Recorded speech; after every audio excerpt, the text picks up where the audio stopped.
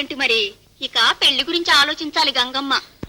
పువ్వు లాంటి మళ్ళీ పుష్పించేనమ్మ మాఘ మాసములోన మంచి లగ్నమున శుద్ధ పంచమి శుక్రవారము నాడు సురుచిర హస్త నక్షత్రములోన గదిలోన సాపేసి కూకుండ పెట్టి సిమ్మిరుండలు నాన శనగలతోన పాయసానముతోన పడతులు రారే చామంతి జాజి దవనాలు మల్లెలతో సిరిమల్లి మా మల్లి కురుల నరలించాలి.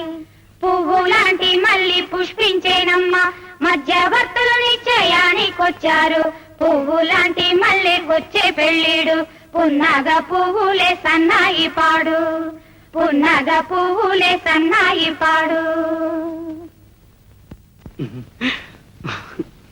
ఏరోయ్ అప్పుడే మళ్ళీతో మనం మాట్లాడతాకొచ్చావా ఏంటి? కాబోయే పెళ్ళానికి బంతిపూ కానుగ్గా పట్టుకొచ్చావేట్రా?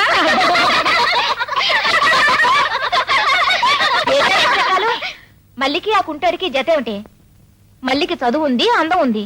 పట్నం నుంచి సూటు బూటు వేసుకున్నా పెద్ద దొరబాబు ఎవరో వస్తాడు. మల్లికి చదువు ఉంది, అందం ఉంది. పట్నం నుంచి సూటు బూటు వేసుకున్నా పెద్ద దొరబాబు ఎవరో వస్తాడు. మల్లికి చదువు ఉంది, అందం ఉంది. పట్నం నుంచి సూటు బూటు వేసుకున్నా పెద్ద దొరబాబు ఎవరో వస్తాడు.